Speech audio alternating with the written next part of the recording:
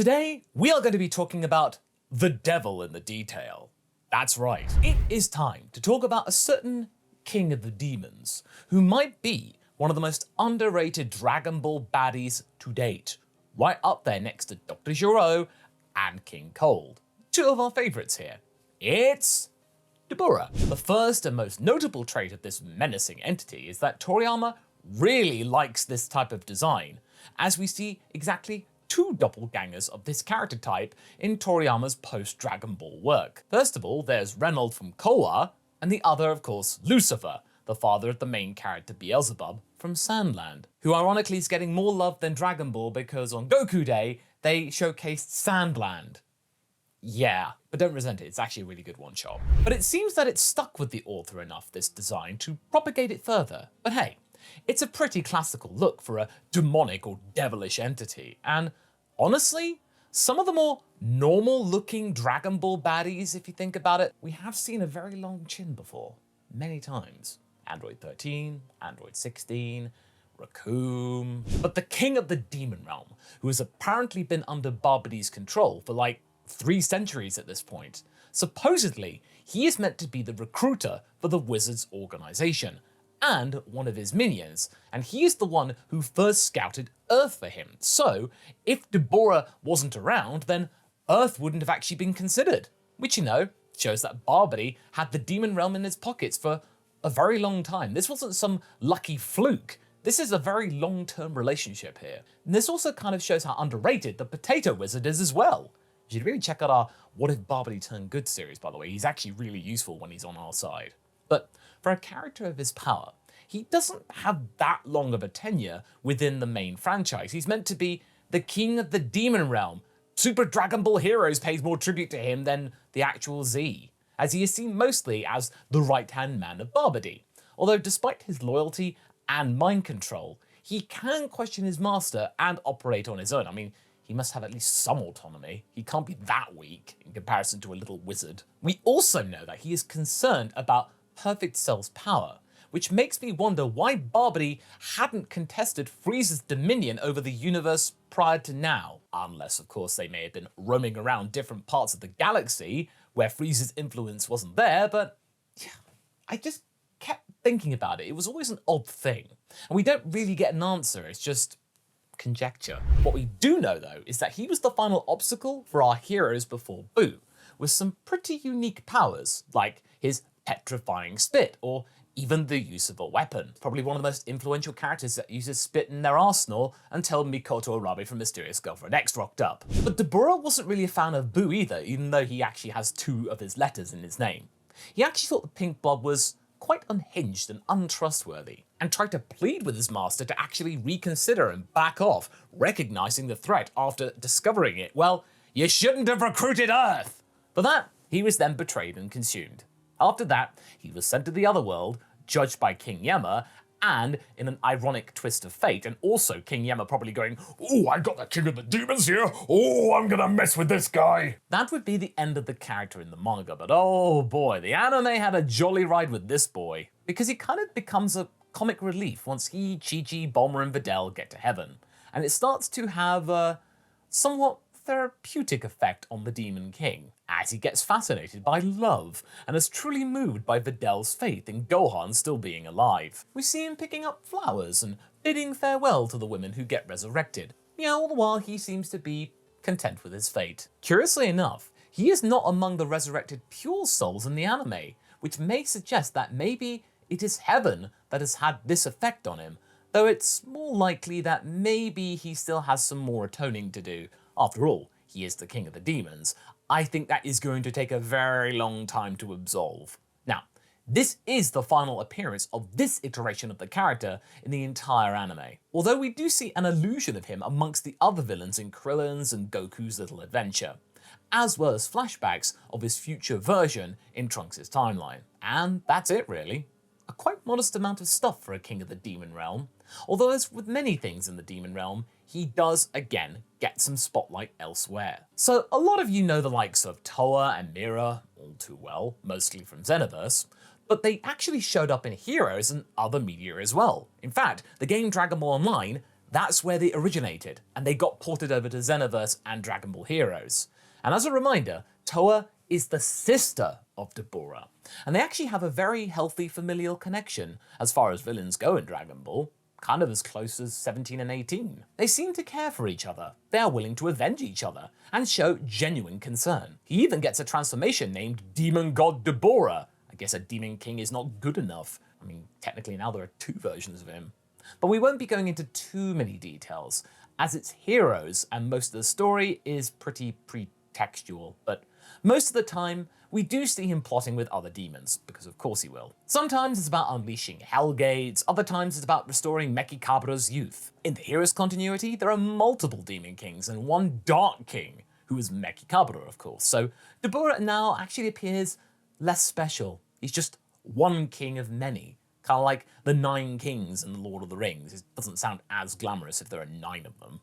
Now Xenoverse 2 also gives him something to do, as he tries to fuel Fu with the energy of the Time Rifts, but is ultimately defeated by Dragon Ball's version of Kabuto, who deflects his stone spit back at him and isn't all too eager of taking up the family business yet. Also, he manages to kidnap Cronoa and wants to destroy Konton City in order to avenge his sister. As you can tell, all of these expanded materials completely omit his turn to be good, except one. In Kakarot, Dabura gets revived and is even reluctant to spar with Goku, as he's now a reformed, kind soul. He doesn't even want any money from all of this, though he does appear to be swayed by the argument of doing good in the world with said currency. His future incarnation also has a pretty sick fighting sequence against Trunks in Trunks' Warrior of Hope DLC, where he is effectively the final boss of the entire package. And now, honestly, most of the stuff that you can find about Dabura in the official media is kind of already here, so why even bother making a video about him? Well, it's mostly because of that. I mean, he appeared, gave us some solid fighting scenes, and that was really it. We rarely say, hey, I wish we had more Zarbon, Dodoria, and the Ginyus, and we like those characters, so why is this guy different? To be Dabura's advocate on this one, maybe it's the fact that a devil, or the devil in this case, is always a solid villain. And whilst relegating him to a minion role is an interesting way of utilizing Toriyama's subversion tactics, it kind of left us with a feeling of emptiness. It wasn't right, it wasn't enough. We don't really see many people who hate Dabura. The fandom is mostly, yeah, he's fine, I guess, whatever, about him, or has a similar sentiment to ours. And you know, that's okay. Not every character has to be a major one. It's unrealistic to expect a villain's minions to have the same screen time as the big bad himself, but somehow there's something more appealing about Dabura. Yeah. The fact that is at its core, even taking his anime comic relief fate into consideration, is that he does feel like more an appealing character than the likes of Boo.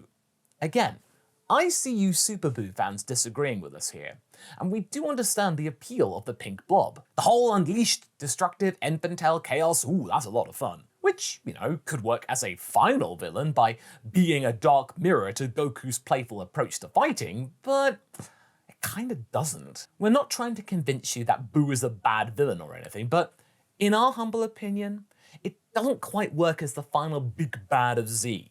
The cool stuff of this saga is in the interactions between the characters. Goku, Gohan, Vegeta, Trunks, Bulma, and Videl. That is what makes a lot of the good or great moments of the Boo saga.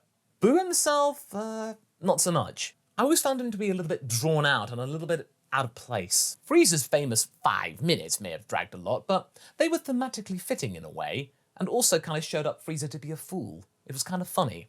And of course, the Emperor was close to overstaying his welcome in the entire franchise, and kind of stuck the landing when he got a third go in the Tournament of Power after his very unfortunate return in Resurrection F. But Boo? There's a reason that most games have 2 playable versions of this guy. Maybe 3? You kind of stop counting after a while because he has 9 on 10 forms.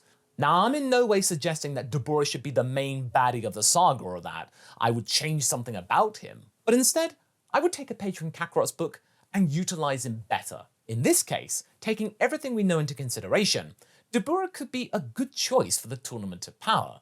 Yes, he might be reluctant now due to his now more pacifistic ways, but this could be a great plot point for the character. Him being afraid of his old ways resurfacing, his newfound pacifism, and his duty to serve the universe. Dabura could have a future in Dragon Ball as a redeemed character, honestly. We have one ex-Demon King on the roster. Why can't Piccolo show him the ropes? People often cited Perfect Cell as a possible candidate for the team, but honestly, Dabura, now that I think about it more, might be an even better fit, considering, of course, that his redemption is a canonical thing. It actually happened, which isn't certain, but a lot of things in Kakarot are, let's say, close to Toriyama's state of mind about the whole Dragon world as of now. He is similar in power level to Perfect Cell, most likely more stable, and now willing to do more good. I am surprised that he actually wasn't considered, but maybe they kind of want people to forget about the silly heaven stuff. It might not be fitting, or people might have been annoyed, or the memory of the future Dabura flashback was too fresh in the audience's mind to even consider it, because maybe some new people might have been confused as like, no, he was fighting future Trunks, he was back, why is he good here? But then again, so was Resurrection F, and the poor Demon King isn't nearly as popular as the Freezy Pops or Perfect Cell, so I guess he was just doomed to obscurity. Again, we're not going to bring back the Tournament of Power, it already happened, but think about how great the dynamic could be between the literal King of the Demons, who gave up on the redemption process, and Frieza, who was unrelenting and unwilling to turn a new leaf, allowing his villainy to evolve instead. If we ever see demons in the main timeline, it would be really smart for the Triple T to utilize Dabura properly. He might have even trained a little bit in the interim. We had the Grand Supreme Kai helping our heroes with Moro, so why can't we see an old familiar face when some issues concerning demons arise? I'm pretty sure that King Yemma is pragmatic enough to recognize him as an expert if a crisis like this appeared. He has shown this time and time again, so why would he stop doing that? Now, Dabura as a villain is perhaps done, but has he redeemed himself? I think that's something that the plot could use to their benefit, with all the callbacks to the older stuff in the newer stuff. On one hand, be original, do something new instead, stop rehashing old stuff, etc. But if you have to rehash the old because it sells, just use the tools you already got. They are in the world, you know. The Grand Supreme Kai Boo Oob thing, that was one of the best examples of recent memory of how this could be done. We all know about the stuff with Oob and Boo and now being reinvented, that was great. The Future Trunks DLC for Kakarot shows that you can still generate hype with the characters, so with all of their reusals, it can't be that hard to bring them back. I know that some of you might be annoyed that we are shilling one of the underrated characters again, but instead of going over the same stuff again and again, you can maybe perhaps give some time to the neglected denizens of the Dragon World. Dabura was never supposed to be the major force of change within Boo's saga, but at the same time, that doesn't mean that there is nothing you can do with him. In fact, due to his raw power, it's considerably easier to write him into the story than some of the other characters that are now begging for attention. We live in a day and age where Dr. Giro's legacy is coming back to the fore, where we saw some more of King Cold's rulership. Why not some more Dabura? Oh no, is he becoming the Zoidberg of the franchise? I mean, the colors are similar.